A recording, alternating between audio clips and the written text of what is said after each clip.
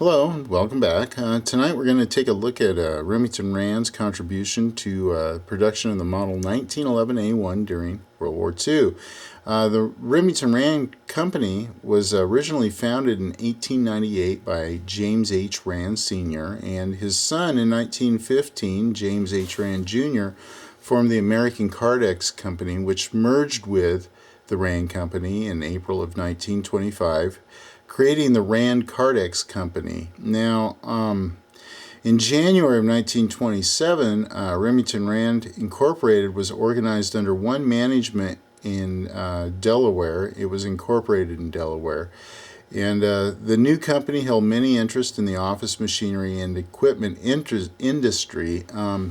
And the Remington name originated with the typewriter enterprise of E. Remington and Sons, the predecessor of the Remington Arms Company and one of the first establishments to manufacture typewriters. Now, Philo Remington, president of E. Remington and Sons, sold the typewriter business to Henry Benedict in 1886, and Benedict brought several other typewriter companies into the company.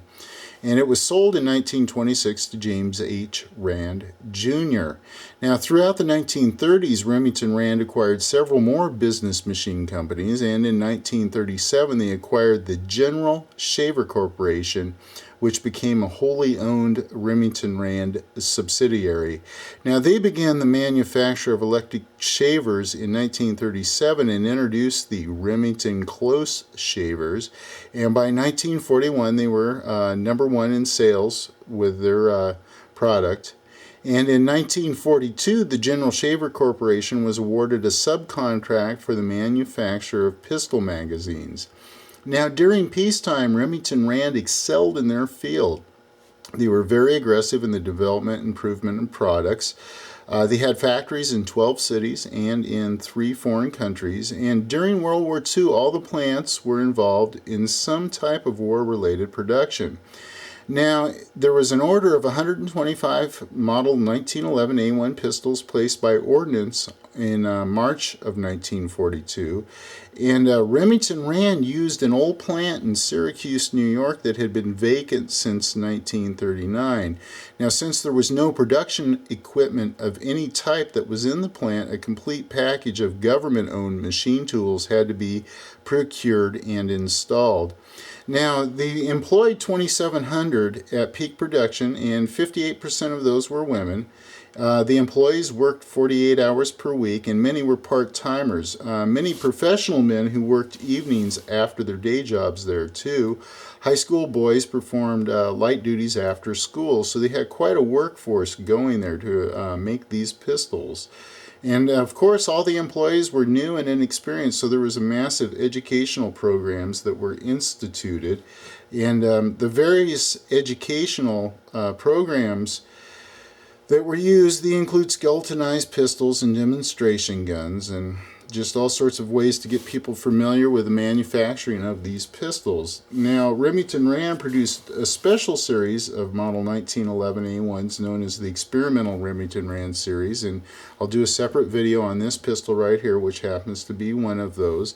There was less than 100 of these pistols produced. Now, many experiments were conducted by the engineering department to improve the product, and they worked on differences in machining processes, parkerizing. They experimented with stocks. A lot of this was done after May of 1943 so that they could just continually try to improve the pistols.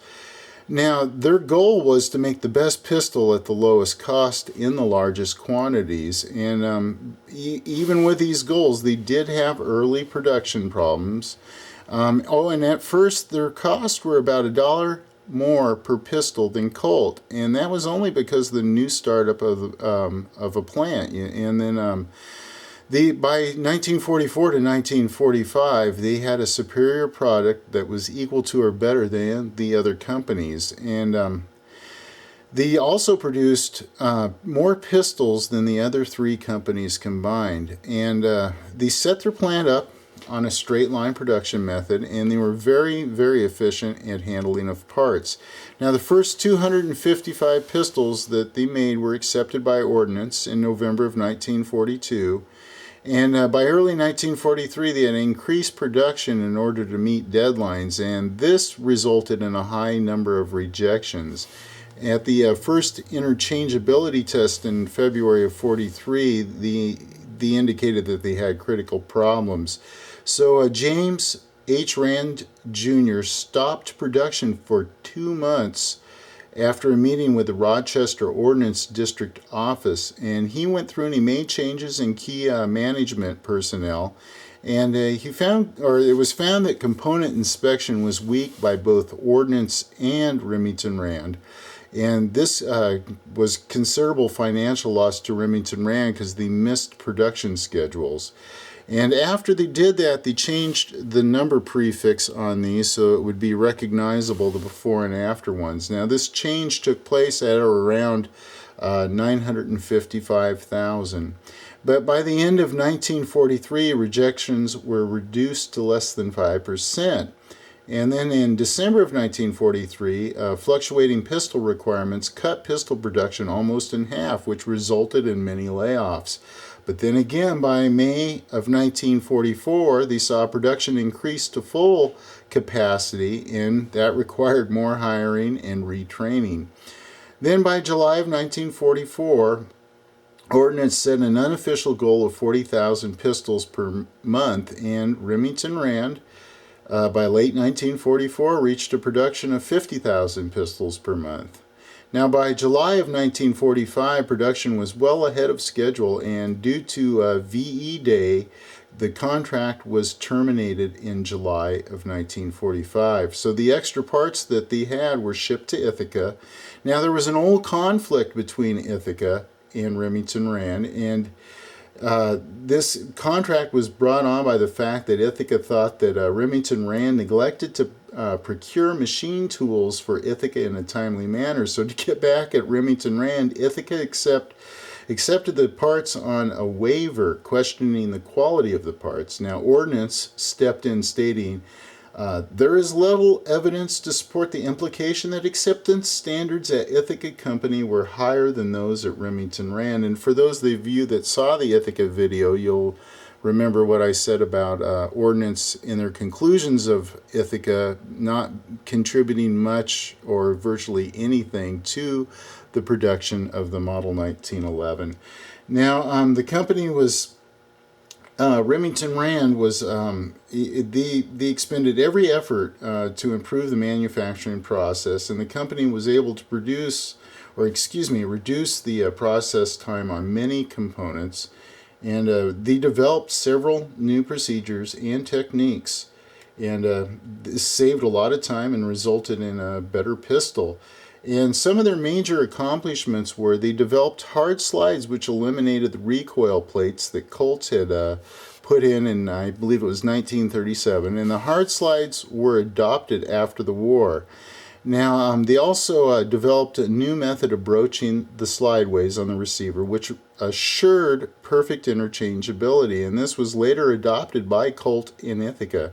And then the company also pioneered tempering process for extractors and other parts, which has been used for quite some time. Now, Remington Rand was the low-cost, high-quality producer of World War II Model 1911 A1 service pistols. So Remington Rand, a company that really excelled in their fields in the business machine industry, excelled in the manufacture of a pistol that they had no experience in making, and they made a superior product and high quality pistol and helped develop the manufacturing process. So the next videos I'm going to do, we'll do a couple more highlighting some of these unique pistols and taking a closer look at the Remington Rand product itself. So there's a brief overview for you on Remington Rand and its contribution to the Model 1911 A1 during World War II. Alright, I hope you enjoyed this video, and thanks for tuning in, thanks for watching, and have a great day.